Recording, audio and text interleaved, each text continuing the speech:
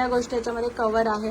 तुम्ही विचार नाही करू शकत की हेअरची सुद्धा बुक असू शकते. ती हेअरचे तिने जे समोर आपला फ्रंट आपला बुक आहे, कवर बुक, कवर फोटो, तो सुद्धा स्वतः ड्रॉ केला आहे. आणि थेअरी तर खूप इंटरेस्टिंग आहे. See images and all everything सगळं खूप छान पद्धतीने स्नेहलने मांडलं आहे.